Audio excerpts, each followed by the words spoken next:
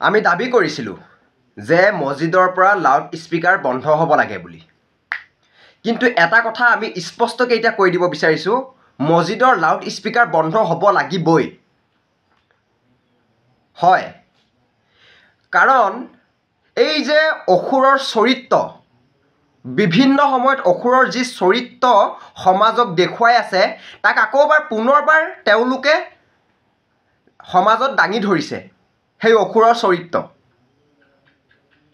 যোৱা দুদিনৰ আগত কৰ্ণাটকত সেই আজান দিয়াৰ সময়ত এখন সৰু দোকানত এজন হিন্দু ল'ৰাই হনুমান চালিচা লগাই আছিল।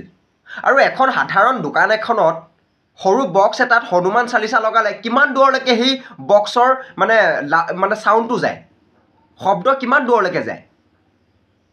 সেই দোকানখনৰ ভিতৰতে আবদ্ধ হৈ থাকে সেই শব্দ, সেই অকণমানি বক্স এটা লগালে। কিন্তু মছজিদৰ পৰা কেইটামান অসুৰ, কলিযুগৰ যি ৰক্তবীজ, যি সমাজখন নষ্ট কৰি পেলাইছে, সভ্যতা সংস্কৃতি ধ্বংস নষ্ট কৰি পেলাইছে, এই অসুৰ চৰিত্ৰ কেইটামান মছজিদৰ পৰা ওলাই আহিছে।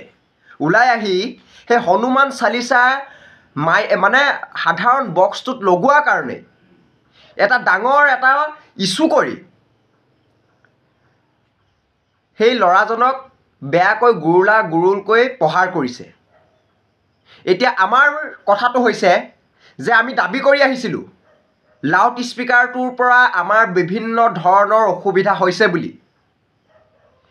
সেই দাবী কিন্তু এতিয়া দাবী নহয়, এতিয়া দাবী হৈ থকা নাই। সেই দাবী এতিয়া বন্ধ কৰিবই লাগিব।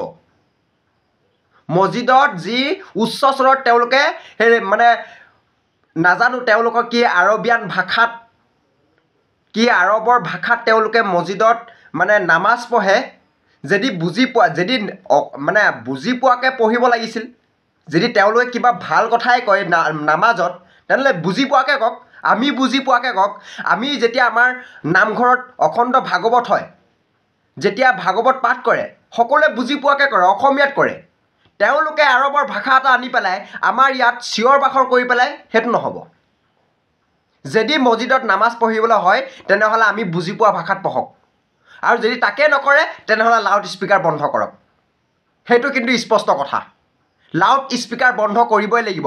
যদি হনুমান চালিচা লগাওঁতে তেওঁলোকৰ নামাজত অসুবিধা হৈছে, তেনেহ'লে আমাৰ হনুমান চালিচা লগাওঁতে নামাজৰ পৰা অসুবিধা হৈছে। সেই লাউড স্পীকাৰ বন্ধ কৰিবই লাগিব। আৰু আমাৰ বামপন্থীসকলক কৈছোঁ এটা কথা, নামঘৰত অখণ্ড ভাগৱতত হাত তালি বজাবলৈ, মাহ প্ৰসাদ খুৱাবলৈ মিয়াৰ লুঙি টুপি পিন্ধি পেলাই নামঘৰৰ ভিতৰত সোমোৱালেই, জীয়ৰী বোৱাৰীক ধৰ্ষণ কৰি হত্যা কৰিলেই। অসমত আৰু বেছি দিন নাই। এইবিলাক বামপন্থী চৰিত্ৰ, মিয়াৰ চেলাকাৰ চৰিত্ৰ এৰক। যোনদিনাখন নিজৰ ঘৰত হ'ব সেইদিনাখন গম পাব।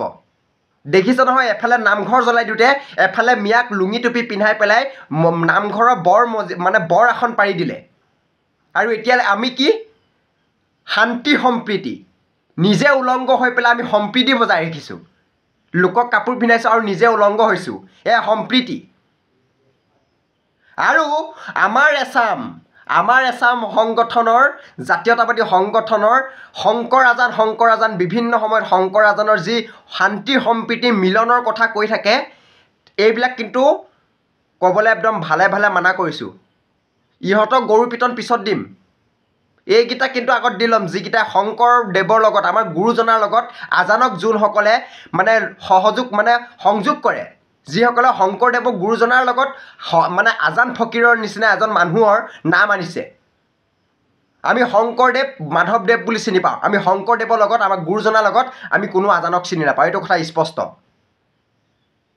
আৰু সকলোকে এটা কথা অনুৰোধ জনাইছোঁ, দেখিছে নহয়, সাধাৰণ এখন দোকানত এজন ল'ৰাই হনুমান চালিচা লগাওঁতে সেই ল'ৰাজনক গুৰকৈ প্ৰহাৰ কৰিছে, দোকান ভাঙিছে, হনুমান চালিচা লগাব নিদিছে।